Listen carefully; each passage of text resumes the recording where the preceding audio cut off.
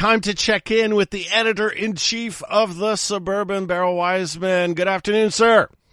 Good afternoon, David. I'm a little speechless, having found out something new about you. I didn't think there was more to find out, but what did you find out about me? Your Star Trekkiness. I'm a huge Trekkie. Oh yeah, and the original series too. I see you in a totally different light. Shatner, Nimoy, and the whole gang. That's one of my all-time favorite shows. Yeah, absolutely. Okay, will it raise me in your esteem if I tell you that once I lived next door in an apartment building to Shatner's mother? Swear to God, not kidding. I'm McDonald. By the way, you're hosting What's My Line?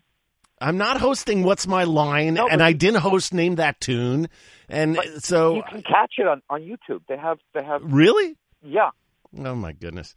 And anyways, so while we're talking about the previous segment, also I love our texters, our listeners who text in at 514-800. I have 3 of them who told me Sebastian Maniscalco has a show on Crave called The Bookie. So thank you. I will check it out. I didn't know Maniscalco had a show, so I will check it out on Crave. So my friend, today, as we've been doing since I'm filling in for Aaron and Natasha, you've been joining me at this time.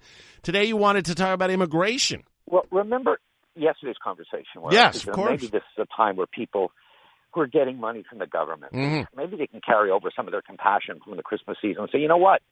Let's solve poverty. Let's deal with the poor. We can do our festivals and our dances and everything else and not take multiculturalism money. Now, we have a grave problem, not just with poverty, but with dignified housing. And everything we've tried municipally, provincially has failed. So my concern is this. The federal government's plan to bring in 500,000 immigrants a year into a shrinking economy. We already have a problem with housing across the country. We have a problem with food prices. How are we going to do this? And what sparked me to think of that is the article this morning about the Finnish model. So Finland is not exactly comparable to Quebec in population, but it's 5.5 million people. And in the late 80s, early 90s, they had a big problem with homelessness. I think, if I remember correctly, their actual homeless population was hovering around 30,000. And they decided, you know what, we're going to put everything aside, job retraining, drug rehab, everything.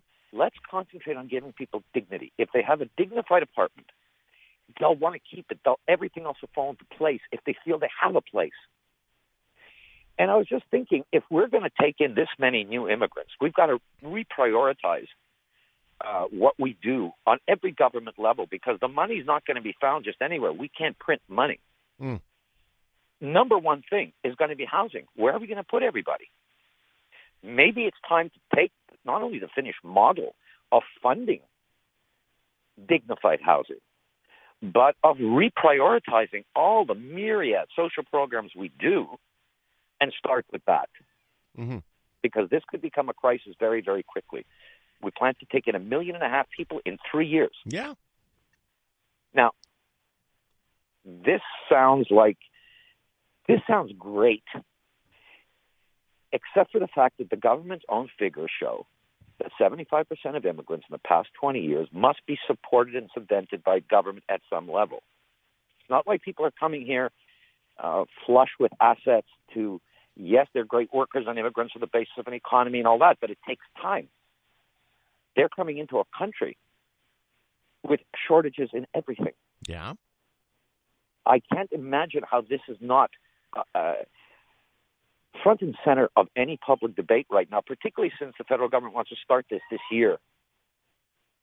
Well, it's interesting you bring the topic through this angle, Beryl, because Mark Miller, the federal immigration minister, was on Friday, and he did acknowledge that the immigration ministry, the federal ministry, IRCC, Immigration, Refugee, Citizenship Canada, is stuck in the 20th century. So already we don't even have the modern infrastructure, governmentally speaking, And even though the city of Montreal has an immigration bureau, even though the province has an immigration ministry and the only province to have a special agreement with Ottawa on immigration, federal, nobody's working together. The housing money is all there. It exists. The thing is that you have federal money, you have provincial money, you even have municipal money. But, for example, the city of Montreal, and a lot of reports on this about the housing, you're talking about the Finnish model. Other people are calling it the Houston model in North America, the Houston model. Right. One big problem with either immigration or the homeless, because ultimately it's the same thing, you need to build housing. You have to house them. And you have a lot of immigrants right now who can't find housing. And they're in the shelters. And we should start using another term, I think. You know how we're using the term underemployed and working poor? Mm-hmm. It's time to start talking about underhoused.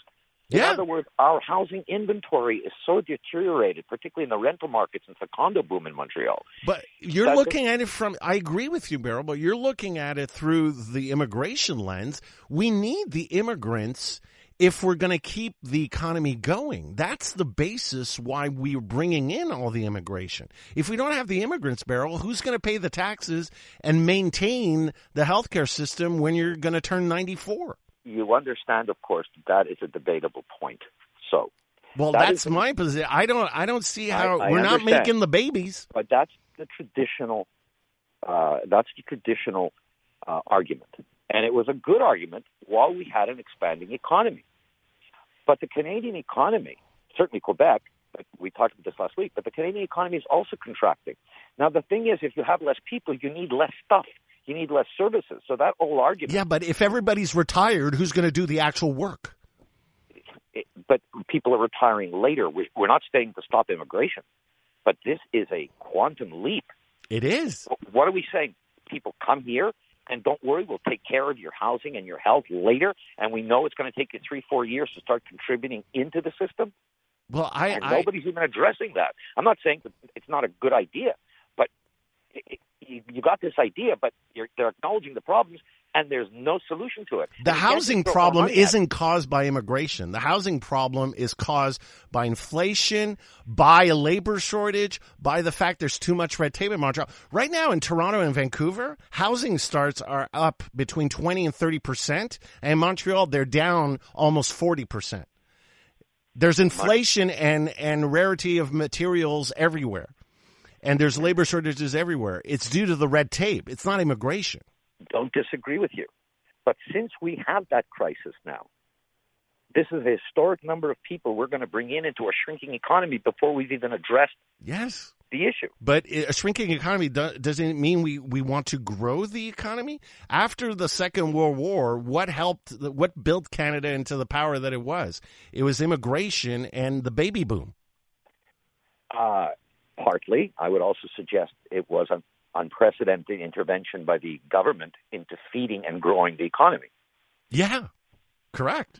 But the government intervened because it had the revenues to intervene. No, where are we going to get the money? No, it had the revenues first. So where are we going to get the money if everybody's retired? Well, as we talked yesterday about poverty versus multicultural diversity, they've got to start cutting some stuff to provide for these new immigrants. Okay, so $39 billion is going to do it? Cutting $39 billion is going to solve the problem? You were a former minister in Quebec. If you cut 10% programs that are not critical, and you're freeing up $15 billion, solves a lot of problems.